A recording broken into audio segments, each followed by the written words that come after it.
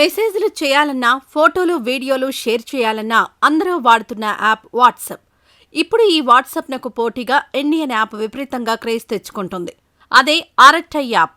కొద్ది రోజులుగా దీనికి యూత్లో విపరీతమైన ఫాలోయింగ్ వస్తోంది. అదెలా ఉందంటే రోజుకు 3,000 సైనప్స్ నుంచి ఒక్కసారిగా 3.5 లక్షలకు చేరింది. గత శుక్రవారానికి ఈ యాప్ డౌన్లోడ్లు 75 లక్షలకు చేరాయి. దీంతో చాలామంది దీన్ని వాట్సాప్ కిల్లర్గా పిలుస్తున్నారు. మరి ఆర్ఎట్ఐకు ఒక్కసారిగా ఎందుకింత క్రేజ్ వచ్చింది? ఈ యాప్ స్పెషాలిటీ ఏంటో ఇప్పుడు తెలుసుకుందాం.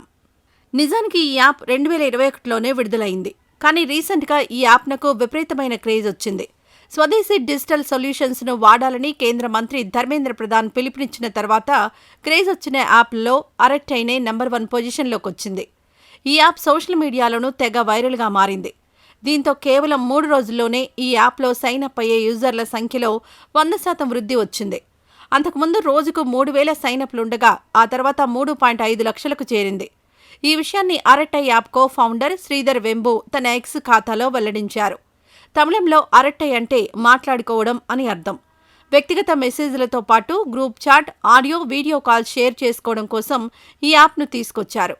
జోహో కార్పొరేషన్ ఈ యాప్ను రూపొందించింది. మేక్ ఇన్ ఇండియాలో భాగంగా పూర్తిగా స్వదేశీ పరిజ్ఞానం ఉపయోగించుకుని ఈ యాప్ తయారైంది. ఫీచర్స్లోనూ వాట్సాప్కు మించి ఆర్ఎట్ఐలో ఉన్నాయి. ఆర్ఎట్ఐలో మీటింగ్స్ పెట్టుకోవచ్చు. ఈ ఆప్షన్ వాట్సాప్లోనూ ఉంది, కానీ ఆర్ఎట్ఐలో మీటింగ్స్ సమాచారం కూడా సేవ్ అవుతుంది. మీటింగ్స్ ముందే షెడ్యూల్ చేసుకోవచ్చు కూడా. వాట్సాప్ గ్రూపుల్లో ట్యాగ్ చేస్తే ఆ గ్రూప్ ఓపెన్ చేసి చూడాలి. కానీ ఆర్ఎట్ఐలో మిమ్మల్ని ట్యాగ్ చేస్తూ చేసిన సందేశాలన్నీ ఒకే దగ్గర ఉంటాయి. కనుక ప్రతి గ్రూప్ ఓపెన్ చేయాల్సిన అవసరం లేదు. ప్రధాన ఫీచర్లైన text, media file sharing options ఉన్నాయి. ఎండ్ టు ఎండ్ ఎన్క్రిప్షన్తో ఆడియో, వీడియో కాల్స్ చేసుకునే సదుపాయం ఉంది. స్టోరీస్ కూడా పోస్ట్ చేసుకోవచ్చు. ఒకేసారి 1 కంటే ఎక్కువ డివైజ్లలో దీన్ని లాగిన్ చేసుకోవచ్చు. Desktop apps, Android TV integration కలదు. తమ ఛానళ్ల ద్వారా అప్డేట్ షేర్ చేసుకునే అవకాశం ఈ యాప్లో కల్పించారు. వాట్సాప్లో సేఫ్టీ ఉన్నప్పటికీ డేటాను టార్గెట్ అడ్వర్టైజింగ్కు వినియోగించుకుంటుంది. కానీ ఆర్ఎట్ఐ అలా డేటాను వినియోగించుకోదు. వాట్సాప్లో మెటా ఏఐ సేవలు అందుబాటులో ఉన్నాయి. దానివల్ల ఏఐ ఇంటరాక్షన్ కారణంగా ఇబ్బంది కలుగుతుంది. కానీ ఆర్ఎట్ఐలో ఏఐ లేకపోవడం వల్ల యాప్ సింపుల్గా, యూజర్ ఫ్రెండ్లీగా ఉండే అవకాశం ఉంది.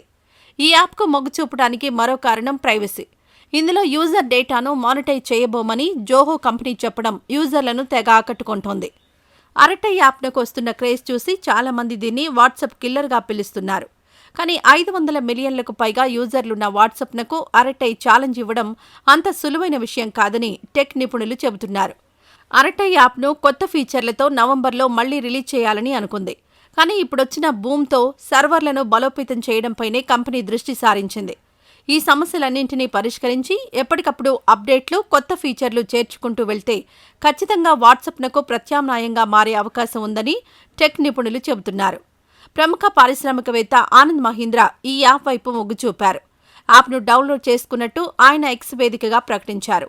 ఇది తనకు ఎంతో గర్వకారణమని అన్నారు. మహీంద్ర పోస్ట్పై జోహో ఫౌండర్ శ్రీధర్ వెంబు ధన్యవాదాలు తెలిపారు. ఈ వీడియో నచ్చితే లైక్ చేయండి. అలాగే మా ఛానల్ని ఫస్ట్ టైం కనుక చూస్తున్నట్టయితే ఇప్పుడే సబ్స్క్రైబ్ చేసుకుని పక్కనే ఉన్న గంట సింబల్ని యాక్టివేట్ చేసుకోండి. అప్పుడే మేము పెట్టే ప్రతి వీడియో మీకు నోటిఫికేషన్గా వస్తుంది. అలాగే ఈ వీడియో పూర్తిగా చూసినందుకు ధన్యవాదాలు.